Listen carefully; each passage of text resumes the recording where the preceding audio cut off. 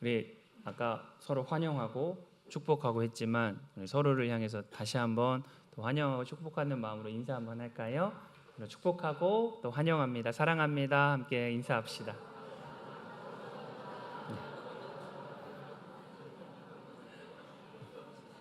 네. 너무 즐거워하시는데요. 네.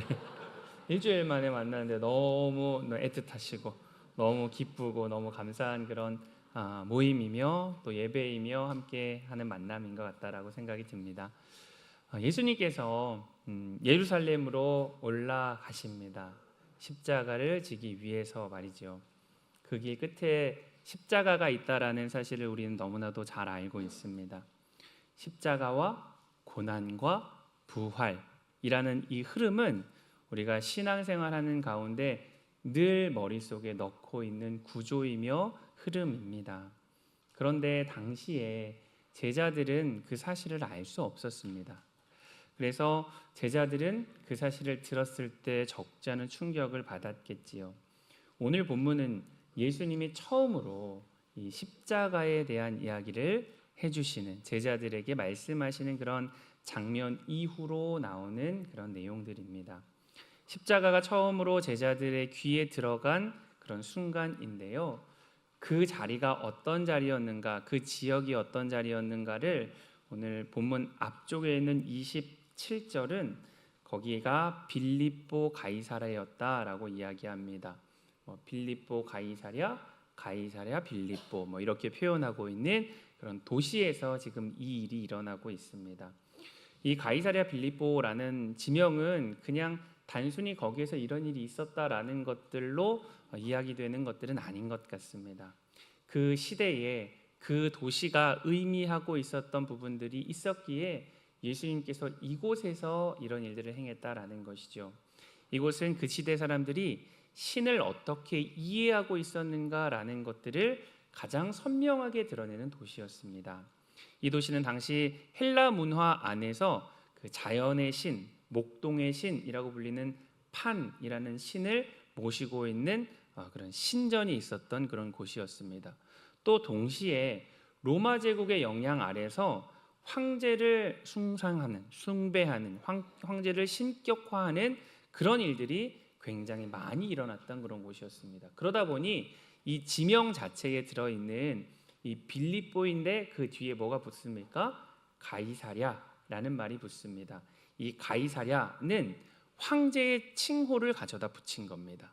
당시에 황제의 칭호가 가이사라고 불렀는데 그 가이사를 기념하는 이름으로 이 도시가 불렸다라는 사실은 이 도시 자체가 다른 우상을 섬기는 것들에 굉장히 열심을 냈던 그런 도시였다라는 것들을 보여주고 있다라는 것이죠. 정치와 권력과 모든 것들이 집약적으로 모여져 있고 그들은 그것들을 향유하고 누리기 위해서 많은 우상들을 섬겼던 그런 곳이었습니다. 바로 그 자리에서 예수님께서 제자들을 향해서 이렇게 물어보고 있는 것이죠. 사람들이 나를 누구라고 하느냐라고 물어보십니다. 사람들이 만들어낸 신들, 눈에 보이는 힘과 권력, 자연과 번영의 신으로 이해하는 그 세계 속에서, 그 문화 가운데서 나를 과연 누구라고 이야기하고 있느냐라고 물으십니다. 이 질문에 제자들은 저마다 들었던 것들을 얘기합니다. 누구는 세례 요한이라고 하고요, 누구는 엘리야라고 합니다. 누구는 많은 선지자 중에 하나다라고 그렇게 이야기합니다. 사실 틀린 말은 아니지요. 당시의 사람들은 예수님을 그렇게 지칭하고 생각하고 얘기하고 있었으니까요. 그런데 예수님은요, 거기에서 질문을 멈추지 않으십니다. 한 걸음 더 깊이 들어가서 거기에 함께하고 있는 제자들을 향해서 이렇게 묻습니다. 그렇다면 사람들이 나를 그렇게 부른다면 너희들은 나를 무엇이라, 누구라 하느냐라고 이야기합니다. 이 질문은 더 이상 다른 사람들이 이야기하는 것들을 들은 것들을 이야기하라라는 것이 아니라 너희가 생각하는, 너희가 지금 믿고 따르는 예수가 누구라고 생각하느냐라는 그런 고백을 듣기를 원하셨던 그런 질문이었습니다. 우리가 잘 알고 있듯이 이 질문에 누가 먼저 가장 대답합니까? 베드로가 대답을 합니다. 뭐라고 얘기하냐면 마가복음에는 주는 그리스도 신이다 이렇게 고백합니다. 이 말은 구약의 약속, 메시아에 대한 구원자에 대한 약속, 그리고 하나님의 기름 부음 받은 왕인 그리스도가 다시금 하나님 나라를 통치할 것이다라는 기대를 담은 그런 고백이었습니다. 그런데 이 고백을 한 이후에 어떤 문제를 예수님께서 오늘 본문에서 다루고 계시는 것이죠. 베드로가 틀린 고백을 한 것 아닙니다. 맞는 이야기했습니다. 그러나 사실 그 말이 주는 그리스도십니다 라는 말에 대한 이해가 베드로에게는 온전하지 않았던 것 같습니다. 그래서 예수님께서 곧바로 말씀하시는 것이 오늘 본문 31절의 말씀입니다. 31절을 같이 읽어보실까요? 자, 시작. 인자가 많은 고난을 받고 장로들과 대지사장들과 서기관들에게 버림받되어 죽임을 당하고 사흘 만에 살아나야 할 것을 비로소 그들에게 가르치시되. 아멘.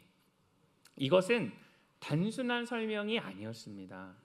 이건 베드로가 주는 그리스도이십니다 라고 고백했던 이 고백이 베드로는 무엇을 의미하는지 정확하게 알지 못했지만 예수님께서 그 고백이 의미하는 것이 무엇이다 라는 것들을 새롭게 정의해 주시는 말씀이었습니다. 무엇을 말씀하셨습니까? 고난을 받습니다. 그리고 버림바가 됩니다. 그리고 죽임을 당합니다. 그것이 바로 그리스도다 라고 예수님께서 말씀하시는 것이죠. 이 말씀을 듣는 순간 제자들은 생각이 갑자기 정지가 되었을 것입니다. 단 한 번도 자기의 선생이시고 그리스도인 예수께서 고난을 받는다라고 생각해 본 적 없기 때문입니다. 더군다나 버림을 받는다라는 그런 생각도 해본 적 없고 죽는다라는 생각도 그들은 꿈에도 생각해 보지 못했기 때문입니다. 요즘 말로 그들은 그 순간 멘붕이 왔겠구나라는 그런 생각이 듭니다.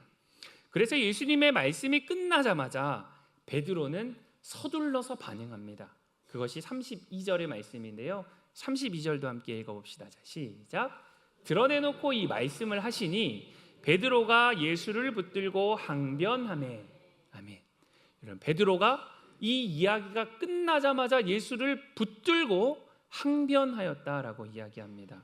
근데 여기에 쓰인 항변하다라는 단어는요, 다음 33절에 나온 단어랑 똑같은 단어를 쓰고 있는데 이 32절에는 항변하다라는 말로 번역하고 있지만 33절에는 똑같은 단어를 꾸짖다라고 그렇게 번역하고 있습니다. 그러니 베드로가 예수님, 그런 이야기를 하신 예수님을 붙잡고 꾸짖고 책망하며 이야기했다라는 것이죠. 안 됩니다, 주님. 그럴 수 없습니다 라는 것들을 이야기했다라는 것입니다.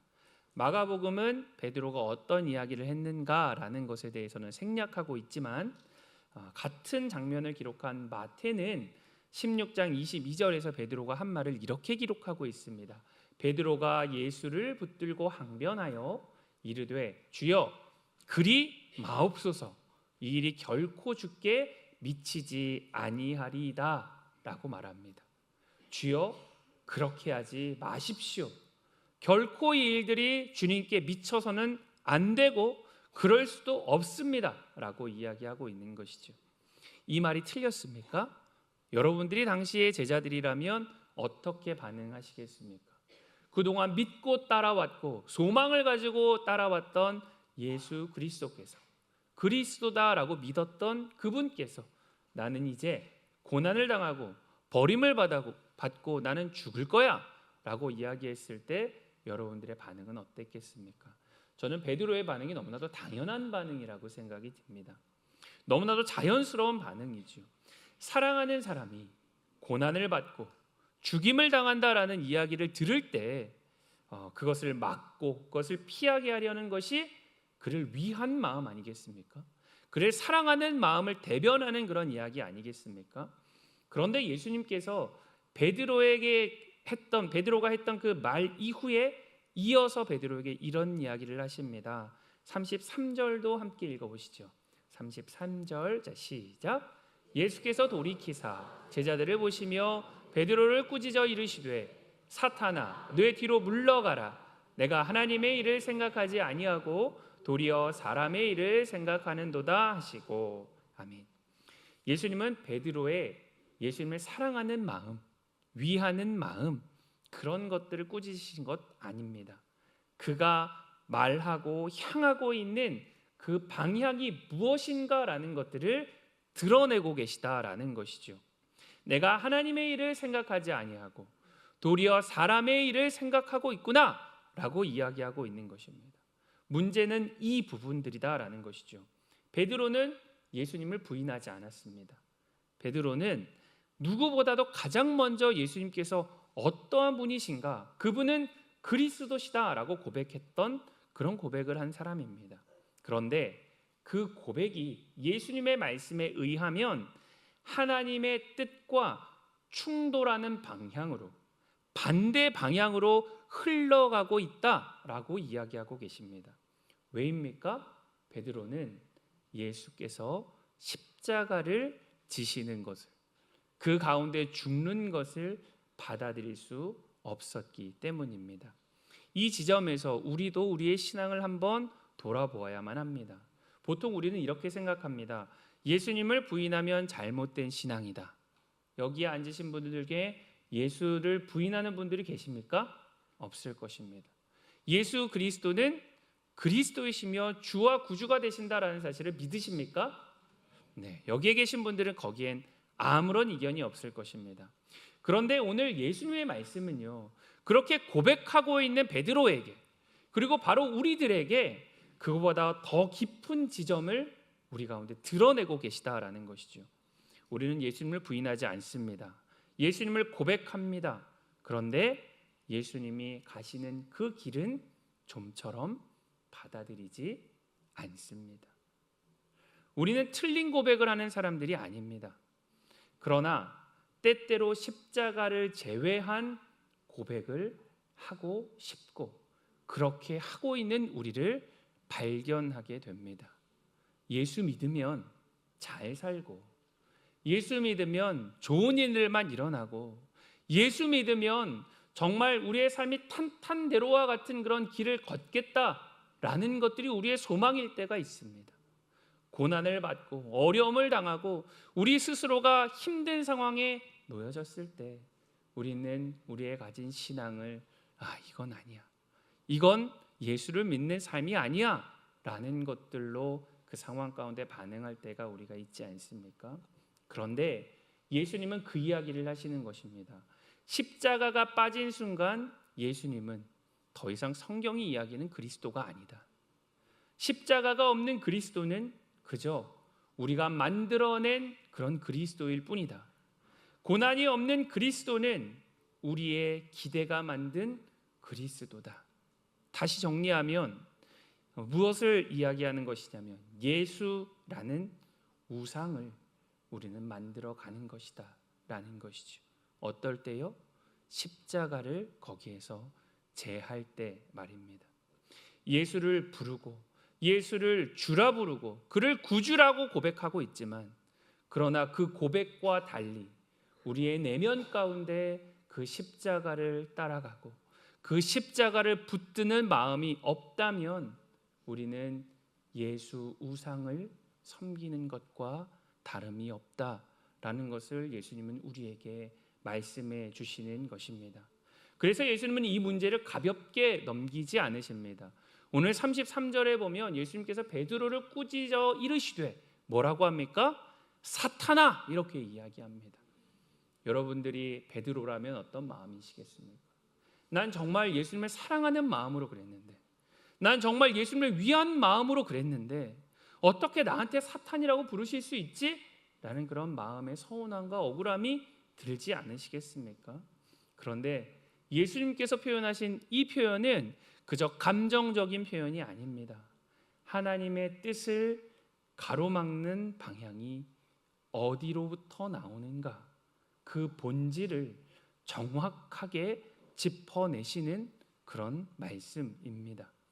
베드로는 사실 몰랐습니다. 자신은 예수님을 사랑한다라고 얘기했습니다. 그리고 예수님을 위한다라고 얘기했습니다. 나는 누구보다도 예수님을 따른다라고 얘기했습니다. 그렇게 생각했지만 실은 그의 모든 행위와 그의 모든 그 마음속 기저에 있는 마음들은 하나님의 뜻을 맡고 있고 예수 그리스도가 가야 하는 십자가의 길을 부정하고 있었다라는 것을 예수님은 그 속내에 있는 것들을 들추어 내고 있는 것들이다라는 것을 오늘 본문은 보여줍니다. 여러분, 바로 이 지점에서 이 본문은 더 이상 베드로만의 이야기가 아닙니다. 이 이야기는 그 당시에 베드로와 함께 있었던 그 많은 제자들을 향한 이야기였으며 또 그 주변에 있었던 수많은 무리들을 향한 이야기였으며 오늘 이 말씀을 듣고 있는 우리 모두를 향한 예수님의 말씀입니다. 우리는 단 한 사람도 예수님을 거부하는 사람이 없습니다.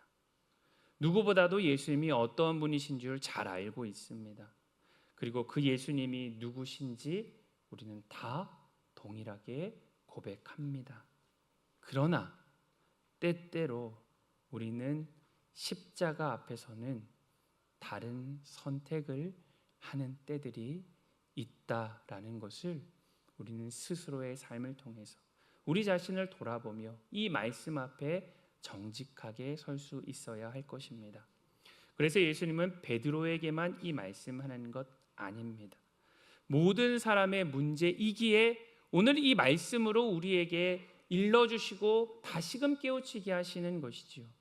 그래서 예수님은 34절에 이렇게 말씀하십니다. 34절 말씀도 우리 함께 읽어보도록 하겠습니다. 시작. 무리와 제자들을 불러 이르시되 누구든지 나를 따라오려거든 자기를 부인하고 자기 십자가를 지고 나를 따를 것이니라. 아멘. 여러분, 이 말씀에 아무도 예외가 될 수 없습니다. 예수를 믿는다라고 고백하는 사람들은, 따른다라고 말하는 사람들은 반드시 이 말씀 앞에 마주해야 하며 그 앞에 서야만 합니다. 여러분, 이 자기를 부인한다라는 말 무엇일까요? 우리는 흔히 이 십자가를 묵상하며 자기를 부인한다라는 말들을 적용하며 우리는 이렇게 하기가 쉽습니다. 무언가를 더 참아내는 것, 무언가를 더 견디어내는 것, 무언가를 희생하는 것이다 라고 생각할 수 있습니다. 근데 그 일들에는 여기에는 모든 분들이 선수라고 생각합니다. 우리는 고난주간을 맞으며 얼마나 많은 금식과 절제와 무언가를 참아내고 희생하는 것들을 많이 합니까? 그런데 여러분, 그것들에게 우리는 많은 것들의 익숙함을 보여주고 그리고 그것들을 잘 하고 있지만 정작 우리가 진정으로 해야 하는 것은 그것들을 비워내고 내려놓고 하지 않는 것이 중요한 것 아니라 우리가 가야 하는 지점은 우리가 그것을 비워낸 그 자리에, 그 주인의 자리에 누가 들어올 것인가, 누구의 뜻을 그 안에 세워낼 것인가 라는 것으로 가야 한다라는 것이지요. 자기 부인은 내 기준이 옳다라는 확신, 내 계획이 맞다라는 그 집착, 내 방식대로 살아가려고 하는 자기 중심성, 그리고 자기의 자존심을 내려놓는 것입니다.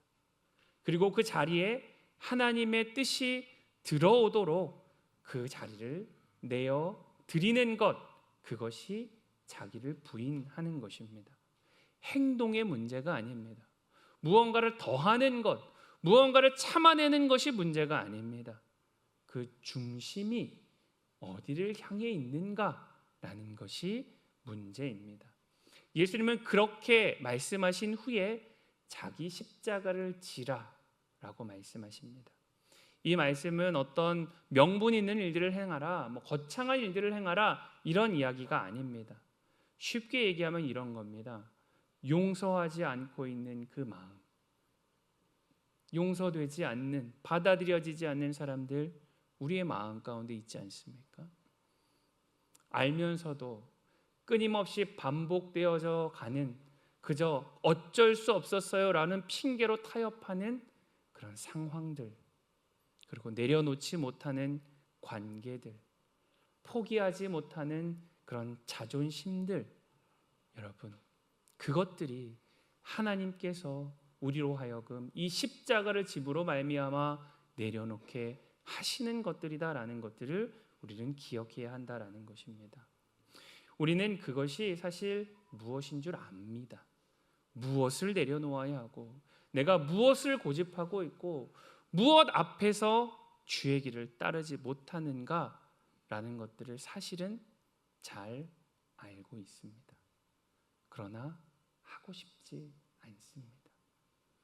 그것을 하면 내가 어떻게 될까 두렵기도 하고 내가 원하는 것들을 이룰 수 없게 되기도 하고 내가 추구하고 있는 삶을 내려놓아야 한다라는 그런 마음들이 들기도 하기 때문입니다. 그런데 그런 우리들을 향해서 예수님은 35절에 이런 역설과 같은 이야기를 하고 계십니다. 35절 말씀도 우리 함께 읽어보시죠. 자, 시작. 누구든지 자기 목숨을 구원하고자 하면 잃을 것이요 누구든지 나와 복음을 위하여 자기 목숨을 잃으면 구원하리라. 아멘. 복음은 우리의 본능과 반대 방향으로 늘 움직입니다.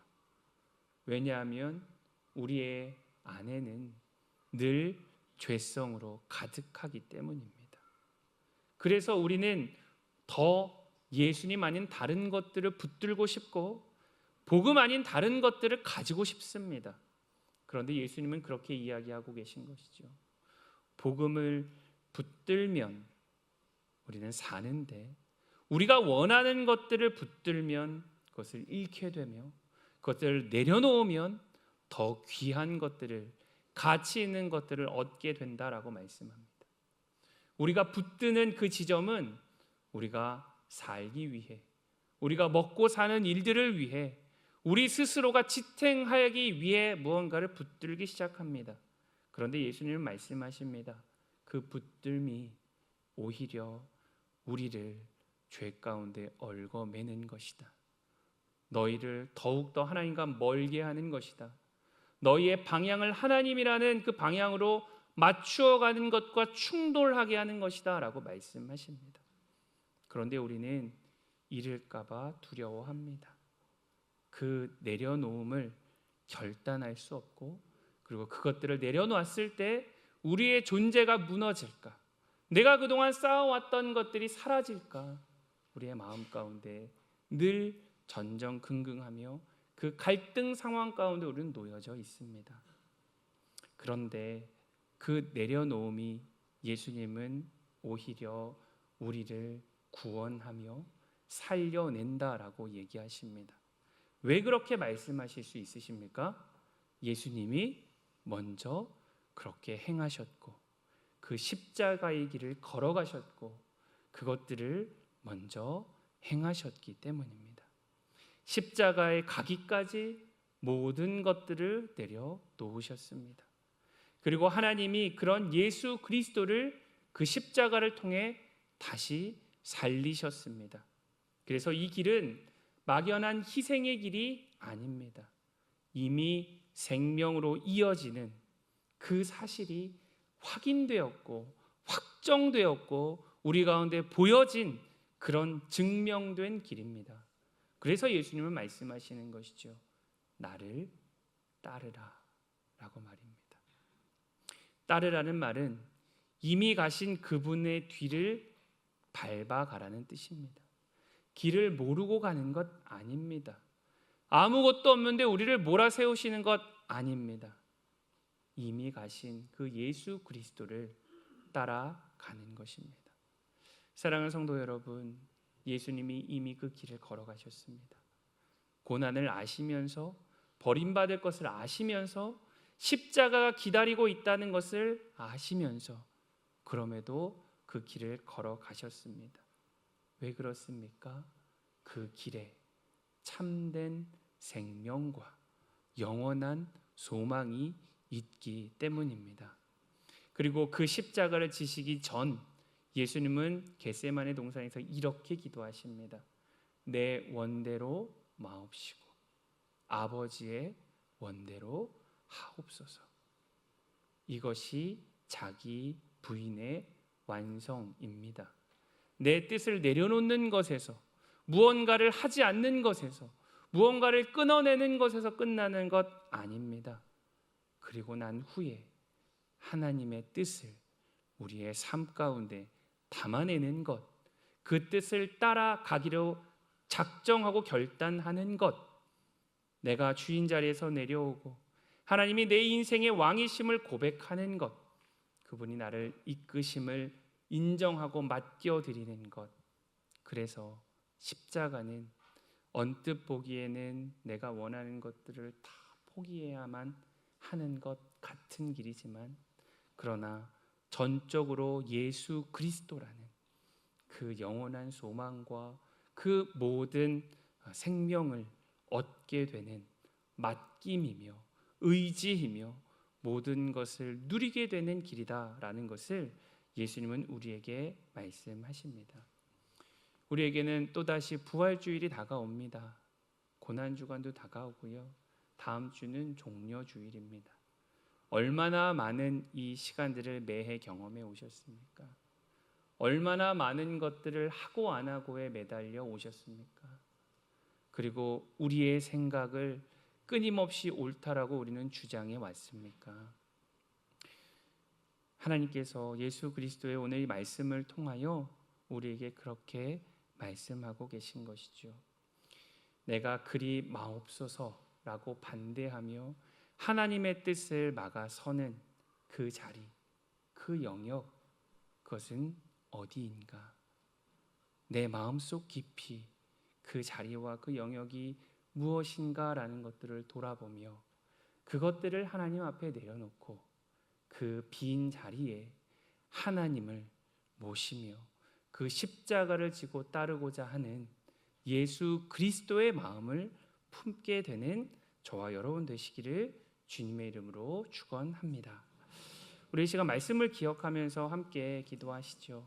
기도하실 때 그렇게 기도합시다. 하나님, 나도 베드로와 같이 예수 그리스도를 그리스도다라고 고백합니다. 예수님을 믿습니다라고 고백합니다. 그런데 하나님, 내 안에 깊은 심연을 보니 하나님을 믿는다 하면서 나는 참 하나님이 원치 않는 길로 달려가고 뛰어가는 삶의 모습이 너무나도 많았습니다.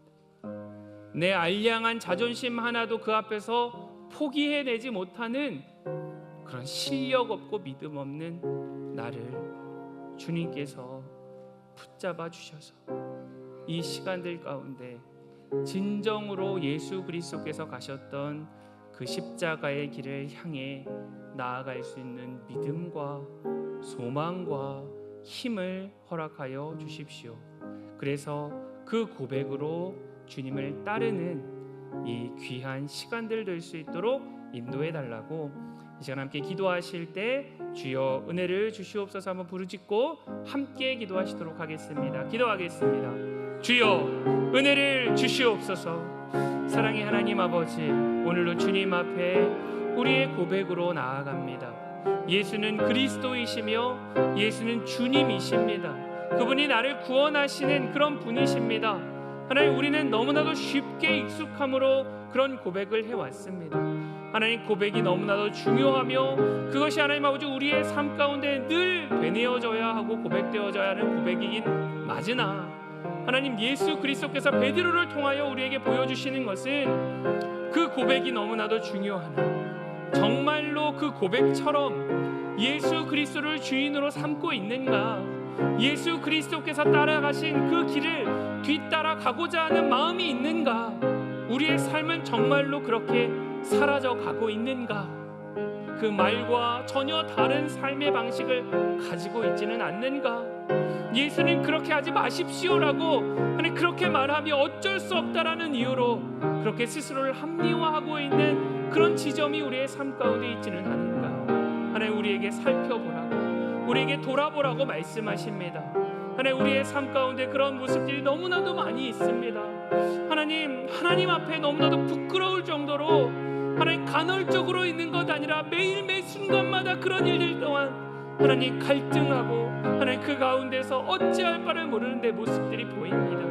하나님, 그 십자가를 향한 길을 하나님 갈 수 있도록, 예수 그리스도를 따라갈 수 있도록 믿음을 주시고 실력을 주시고, 하나님 내 마음을 주의 것 삼으셔서 내 안에 오셔서 나를 하나님의 뜻 가운데로 인도하여 주시기를 간절히 소망합니다. 사랑의 하나님 아버지, 하나님 앞에 참된 신앙의 고백을 하는 것 너무나도 중요합니다. 그리고 그런 고백으로 살아가고 싶습니다.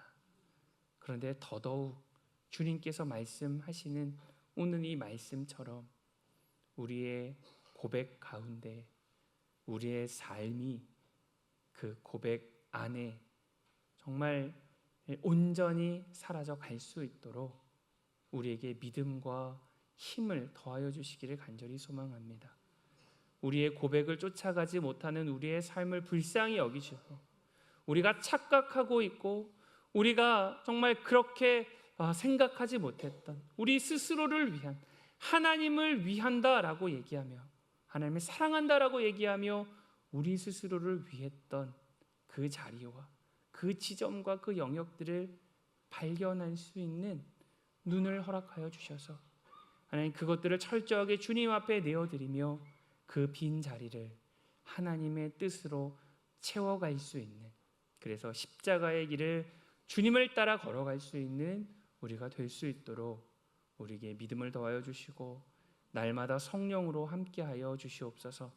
그래서 이 십자가를 기억하고 묵상하며 걸어가는 이 시기에 하나님 그 어떤 때보다도 주님과 가까이에서 주님과 함께 이 시간들을 보낼 수 있도록 은혜로 우리를 인도하여 주시옵소서. 함께 하실 주님을 찬양하오며 예수 그리스도의 이름으로 기도합니다. 아멘.